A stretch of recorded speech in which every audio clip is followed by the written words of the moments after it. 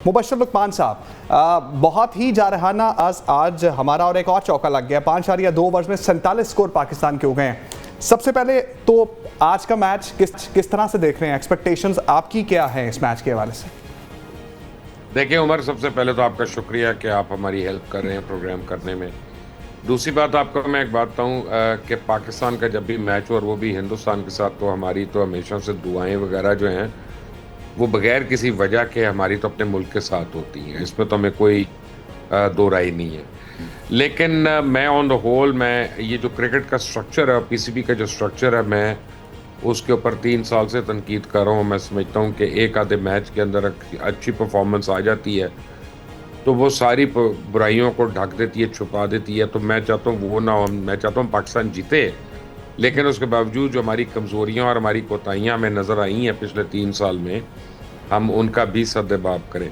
अब देखें, जो आप मुझे बात बता रहे हैं ना कि जिस तरह से चौके लग रहे हैं, ये लग रहे हैं, इसका मतलब है कि बिल्कुल वो जिसे कहते हैं रड़ा विकेट है, फ्लैट विकेट है, और आप टॉस जीत के बैटिंग कर रहे होंगे। मैं ख्याल टॉस जीता होगा पाकिस्तान फिर ये इंडिया ने जीता है, उन्होंने हमें बैटिंग कराई। अच्छा, इंडिया ने जीत के बैटिंग कराई, बैटिंग फिर कराई। कोसेंगे इस बात को। इसका मतलब है कि उन्होंने पिच फिर सही रीड नहीं की है। ये पिच जो है ना दुबई की, ये वक्त के साथ खराब होती है, डिटीरिएट होगी। और वो शायद इसमें सोच रहे होंगे कि ड्यू फैक्टर जो है बाद में आने में बड़ा होगा, और उस वजह से फील्डिंग जो है उसमें प्रॉब्लम हो सकती है। लेकिन उनको नहीं पता कि हम पाकिस्तानी, हम वैसी फील्डिंग में प्रॉब्लम कर लेते हैं, अच्छी खासी फील्डिंग को हम प्रॉब्लमेटिक बना लेते हैं, कोई ऐसी बात नहीं है। अच्छा मुबशर साहब, तो जिस तरह से आपने विकेट के बारे में बात की, मतलब ये एक हम एक नाजरीन हैं, हम टीवी पे बैठ के मैच देख रहे हैं, हमें नज़र आ रहा है बिल्कुल फ्लैट विकेट है और बैट्समैन को ज़्यादा सपोर्ट करेगी। फास्ट बॉलर्स के लिए ज़्यादा कुछ है नहीं। टीम कॉम्बिनेशन की अगर हम बात करें तो आज हमारी टीम के अंदर जो है वो 3 फास्ट बॉलर हैं। हमने स्पिनर को आउट करके फास्ट बॉलर खिलाया। ना सिर्फ ये, खुशदिल शाह पिछले मैच में खेल रहे थे जो कि स्पिन बॉल ऑलराउंडर है, और उसके बदले आज हमने हुसैन तलत को खिला लिया जो कि फास्ट बॉलिंग ऑलराउंडर है। तो फास्ट बॉलिंग पे आज हमने जो है एम्फसाइज किया है। जब बुमराह को एक ओवर में 2-3 चौके पड़े हैं और अभी तक फास्ट बॉलर्स ने ओवर किए हैं और उनको 5 ओवर में 48 रन पड़ गए हैं, वहाँ हम मिसरीड तो नहीं कर गए विकेट को? नहीं, मेरा नहीं ख्याल, क्योंकि कई दफ़ा ऐसा होता है कि विकेट अगर फ्लैट हो ना बिल्कुल, तो फास्ट बॉलर को उससे मार पड़ती है क्योंकि उसको बाउंस वगैरह नहीं मिल रही होती। लेकिन जो ज़रा मीडियम पेसर्स होते हैं या मीडियम फास्ट होते हैं, वो उसी विकेट पे they can do well, they do better at times, because ball रुक के आती है। फिर वो एकदम से आती नहीं है वहां पे। अगर विकेट स्लो डाउन कर रही होगी तो जो मीडियम पेसर है आपका, वो कई बारी वहां पे ज्यादा बेहतर भी परफॉर्म कर लेगा। पाकिस्तान ने ये सोचा होगा, मैं सोच की बात कर रहा हूँ, मुझे पता नहीं है। इंडिया को क्लास स्पिनर्स खेलने की आदत है, तो वो शायद उनको बड़े आराम से खेल लेंगे। लेकिन अगर हम ऐसे बॉलर्स रखते हैं जिनकी बॉल विकेट से रुक के आएगी ऊपर और बल्ले पे पूरी नहीं आएगी, तो वहां पे हमें शायद ज्यादा चांस मिले। देखिए, आप जब भी टीम कॉम्बिनेशन करते हैं ना उमर, तो एक फैक्टर होता है उसमें सिर्फ, वो होता है उम्मीद का, होप का। आप उम्मीद करते हैं कि यार ये जो आप कॉम्बिनेशन खेल रहे हैं ये चल जाएगा।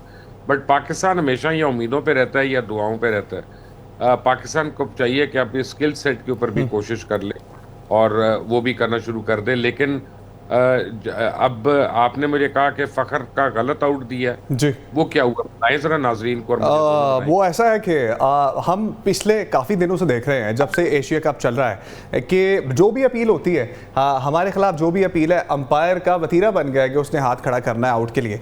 और हम भी पीछे यही बात कर रहे थे कि मैं बाकायदा तौर पर लग रहा है कि संजू सैमसन ने जब कैच पकड़ा है तो पहले बॉल हिट कर रही थी। अभी मैं सुन के आया हूँ कि वकार यूनस भी बार बार कमेंट्री बॉक्स में यही बात कर रहे थे कि जब बॉल कैरी नहीं हुआ ना उनके ग्लव्स के अंदर, और पहले जो है वो ग्राउंड को हिट किया, बाद में उन्होंने कैच पकड़ा। सब ये बात कर रहे हैं, और अंपायर के पास, जिसके पास तकरीबन को 27-28 कैमरास होते हैं, वो 4 एंगल से देख रहा था, उसको नजर नहीं आ रहा। इसके पीछे क्या मंतक नजर आती है? क्या अंपायरिंग का लेवल तो वैसे ही बहुत नीचे गया हुआ है, क्या यहां पर भी बीसीसीआई इन्फ्लुएंस कर रहा है?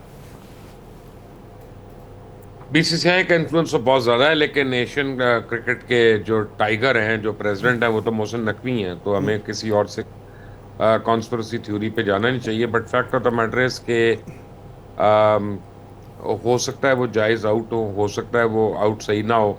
लेकिन ये एक्सपेक्ट करना कि इंडियन विकेट कीपर स्पोर्ट्समैनशिप का मुजाहरा करेगा, वो ज्यादती की बात है। इंडियंस जो हैं वो तो ऑन द होल उन्होंने टूर्नामेंट में दिखाया कि दे आर टेरेबल स्पोर्ट्समैन। अब तो हर्षा भोगले भी कहना शुरू हो गया अब कि जो इंडियन टीम ने किया हाथ ना मिलाकर वो बहुत घटिया हरकत की थी।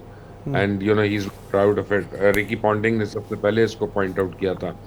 लेकिन अब आपको बताऊं कि अब आपने जो मुझे बताया से लग रहा है कि फखर ओपन करने आए हैं। जी, फखर ओपन अगर कर रहे ऐसा है तो देखिए ये पहले दिन से हम लोग बात करते होते थे कि फखर को आप टू डाउन क्यों लेके आ रहे हैं। आप एक ओपनर का बेड़ा कर रहे हैं और टू डाउन के ऊपर प्रेशर कर रहे हैं और उसके पास पावर प्ले रह नहीं गया खेलने के लिए, तो वो क्या खेले। यहाँ पे आपने उसको 2 ओवर दे दिए, उसने 2 ओवर्स में आपको 4-5 शॉट्स मार के दिखा दिया कि जो ट्रैक है वो कितना इजी है और खेलना कैसे है। अब अगर इतना इजी ट्रैक है तो देखना ये है कि जब इंडिया सेकंड बैटिंग करता है तब तक की विकेट ऐसी ही रहती है, बाउंस वगैरह में इवन रहती है कि ये अनइवन हो जाती है या लो रहना शुरू हो जाती है। तो जो इंडियंस ने टॉस जीत के आपको बैटिंग कराई है इसका मतलब वो समझते हैं कि विकेट जो है इजी हो जाएगी और खेल के साथ साथ, और ड्यू फैक्टर आपको फील्डिंग में तंग करेगा।